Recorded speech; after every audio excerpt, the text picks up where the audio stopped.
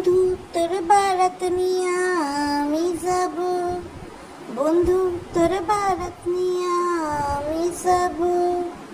নওশের সাজায়া পালকি বিছাইয়া হাসতে হাসতে গান গাইতে গাইতে যাব। বন্ধু তোর বারাত নিয়া আমি যাব, বন্ধু তোর বারাত নিয়া আমি যাব। আসসালামু আলাইকুম দর্শক, সবাই কেমন আছেন? দর্শক, আজকাল আসলে এই গানটা অনেক বেশি ভাইরাল। কেন ভাইরাল, কি নিয়ে ভাইরাল, সেটা আসলে আলাদা করে আপনাদের বলার কিছু নেই, আর সেটা আমার বলার টপিকও না। কিন্তু আজকের এই গানটা মিলে গিয়েছে আমার আজকে বলার কথার সাথে, তাই আমিও আজকে এই গানটা দিয়ে শুরু করলাম। আসলেই তো তাই, শারমিন তো মিমের অনেক দিনের বান্ধবী। শুধু কি মিম শারমিনের চাচাতো বোন? না। শুধু কি মিম শারমিনের ছোট ভাই বাবুর বউ? না।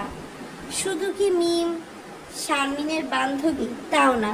শারমিন আর মিম কিন্তু দীর্ঘদিন দর্শক লিভ ইন পার্টনার ছিল। তারা একসাথে দিন রাত সবই কাটিয়েছে, এবং আমরা দেখেছি যে মিমের ছনের ঘরে সবচেয়ে বেশি রাত কেটেছে হচ্ছে শারমিনের।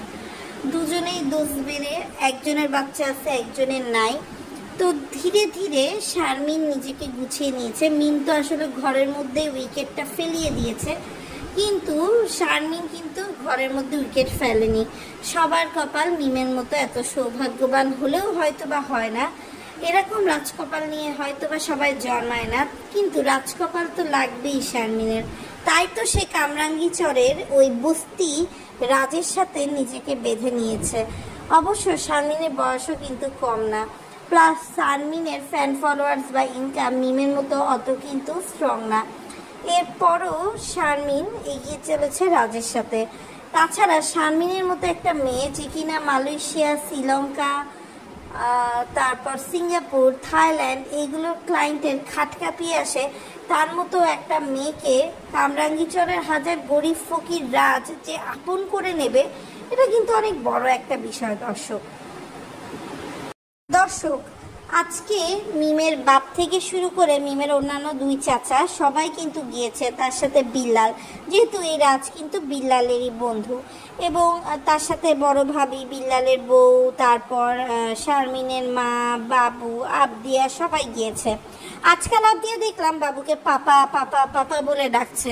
যাক, এতদিনে কিন্তু আসলে সঠিক মানুষকেই পাপা দেখেছে, নয়তো বা এতদিন বাপ্পি আর আরিফকে যেভাবে পাপা পাপা ডাকছিল তাতে তো আমরা একটু কনফিউজড হয়ে গিয়েছিলাম। এদিক দিয়ে দর্শক, আমাদের বাপ্পি ভাই আর মাত্র 4 দিন পরে মালয়েশিয়ায় পাড়ি জমাবে। তাই জন্যই তো দেশের ছাত্র জনতার এই সংগ্রামকে তার কাছে গ্যাঞ্জাম মনে হচ্ছে। এত লোক মারা যাচ্ছে, সেদিকে তার নজর না দিয়ে তার নজর আমার 1 লাখ হয়ে গেছে, আমার গোল্ডেন প্লে বা সিলভার প্লে বাটন আসবে, আমি এই গ্যাঞ্জামের জন্য আসছে না। আরে ভাই, তুই তো যাবি মালয়েশিয়ায় চিল করতে। তোর মেয়ের সৎ মেয়ের এইচএসসি পরীক্ষা আটকাই গেছে, তোর ছেলের পরীক্ষা আটকাই গেছে। তুই তো একটু সচেতন একজন নাগরিক হিসাবেও বলতে পারিস যে না, আসলে দুঃখজনক বা ইয়ে। বাপ্পিরা সবসময় সেফ খেলে, এদের চরিত্রটা যেমন, এরা মানুষ হিসাবেও তেমন। বাইরে হোক ভেতরে হোক, এদের কন্ট্রোভার্সি শেষ নেই। তো দর্শক, আজকে দেখলাম কামরাঙ্গীচরে গিয়ে ভালো মতো করে কিন্তু খাওয়া দাওয়া করে এসেছে মিম। আবার এদিকে শুধু আবদিয়াকে খেয়েই কিন্তু সাঙ্গ হতে পারেনি, তাকে কিন্তু আবার শারিফাকেও খাইয়ে দিতে হয়েছে, যেটা বাবু একদম পছন্দ করেনি। বাবু কিন্তু মিমকে বারবার বলেছে যে তুমি যে শারিফাকে খেতে বসাইছো, শারিফা কিন্তু খায় না, শারিফা কিন্তু সিনক্রেট করে।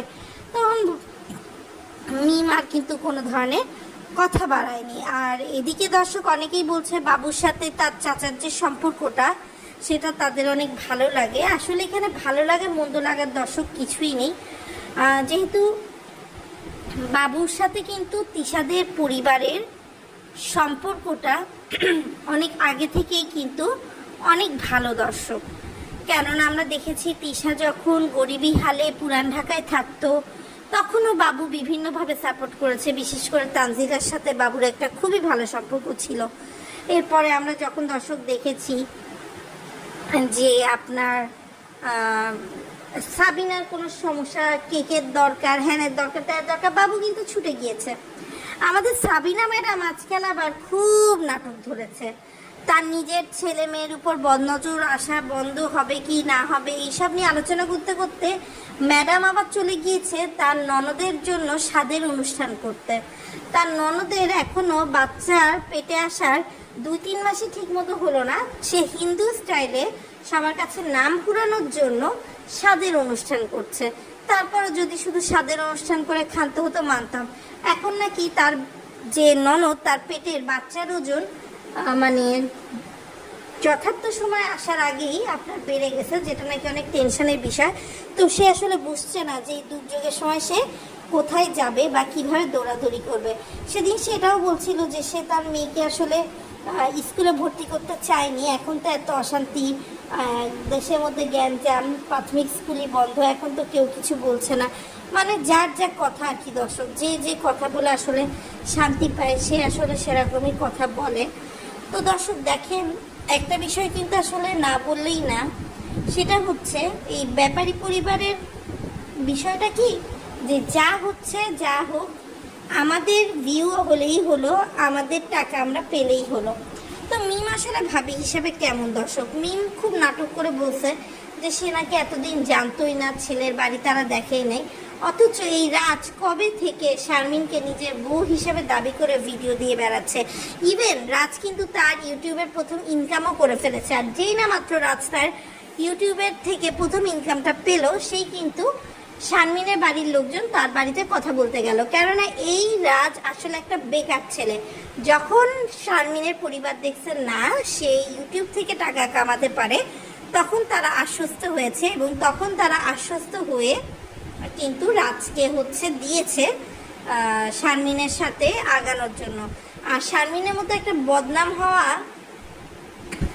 মেয়ের জামাই কিন্তু সবার কাছে ওপেন, কম বেশি সবাই জানে কে শারমিনের স্বামী। এরপরও মিম যেভাবে আঙ্গুল দিয়ে ঢেকে নাটক করছিল, এটা আসলে তানজিলার বা সাকিবের যে নাটক সেটাকেও অনেক বড় করে হার মানায়।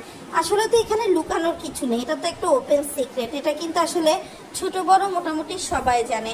তারপরেও যে আসলে কি করতে চাচ্ছে বা কি লুকাতে চাচ্ছে এটা আমার জানা নেই।